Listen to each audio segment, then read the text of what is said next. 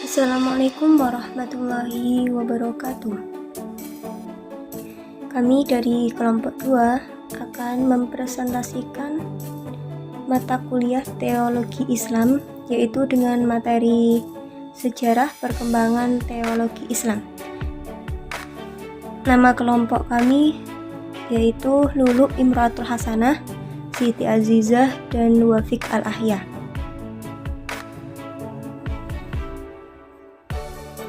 Yang pertama, sejarah pertumbuhan, perkembangan, serta konflik politik yang melatar belakangi munculnya aliran teologi Islam. Ilmu kalam sebagai disiplin ilmu yang berdiri sendiri pertama kali pada masa Khalifah Abbasiyah Al-Ma'mun tahun 208 Hijriah. Setelah ulama-ulama Mu'tazilah mempelajari kitab-kitab filsafat yang diterjemahkan ke dalam bahasa Arab dipadukan dengan metode ilmu kalam. Sebelum masa Al-Ma'mun, ilmu yang membicarakan masalah kepercayaan disebut al-fiqih sebagai imbangan fikih fi al-ilmi, yaitu tentang hukum Islam. Imam Abu Hanifah, yaitu Imam Hanafi, menamakan bukunya Al-Fiqih Al-Akbar tentang kepercayaan agama.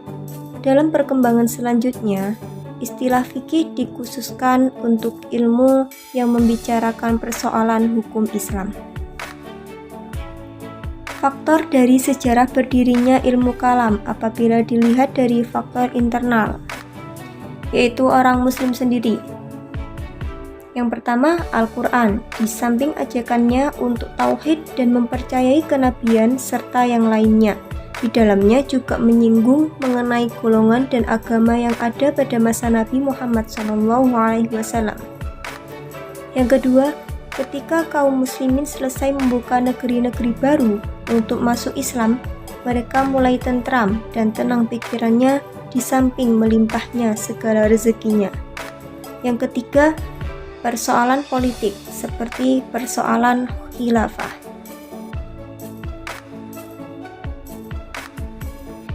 Faktor dari sejarah berdirinya ilmu kalam dari faktor eksternal. 1. Banyak di antara pemeluk-pemeluk Islam yang sebelumnya beragama Yahudi, Nasrani, dan lain-lain yang memasukkan ajarannya ke dalam ajaran Islam. Yang kedua, golongan Islam yang dulu, terutama golongan Mu'tazilah, memusatkan perhatiannya untuk penyiaran Islam dan membantah alasan-alasan mereka yang memusuhi Islam.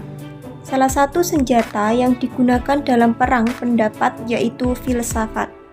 Dengan masuknya filsafat, semakin banyak pembicaraan ilmu kalam.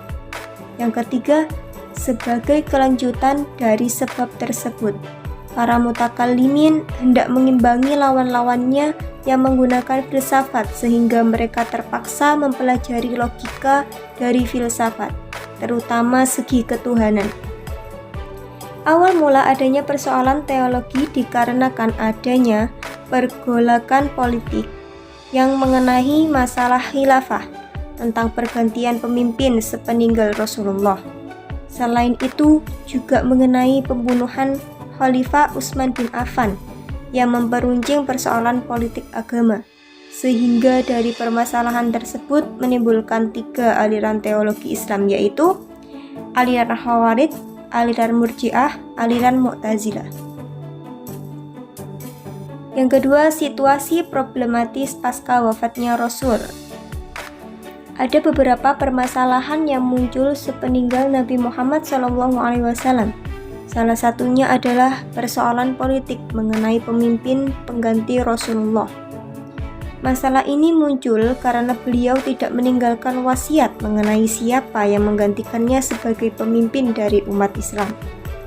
Dalam menyelesaikan masalah ini, kaum muslimin terbagi menjadi 3 kelompok, yaitu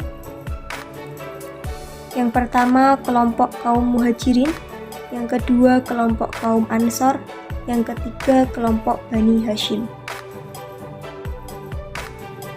Ketiga, konflik antara sahabat dan kelompok politis di kalangan umat Islam. Perselisihan sebelum Nabi dikebumikan yang mengenai pengganti dari Nabi sebagai pemimpin umat Islam. Umat Islam terpecah menjadi 73 golongan sesuai dengan yang diprediksikan oleh Nabi Muhammad sebelum wafat. Dua golongan besar yang berselisih faham mengenai pergantian pemimpin yaitu: satu, kaum muhajirin yaitu Abu Bakar, dua, kaum Ansar yaitu Sa'ad bin Ubadah. Perbedaan pendapat antara Ali bin Abi Thalib dan Abu Bakar melahirkan dua kelompok yang saling berseberangan, yaitu kelompok Syiah pendukung Ali bin Abi Thalib dan kelompok Ahlus Sunnah wal Jamaah pendukung Abu Bakar. Sekian presentasi dari kelompok kami. Mungkin ada ketidakpahaman, silahkan dipertanyakan. Terima kasih. Wassalamualaikum warahmatullahi wabarakatuh.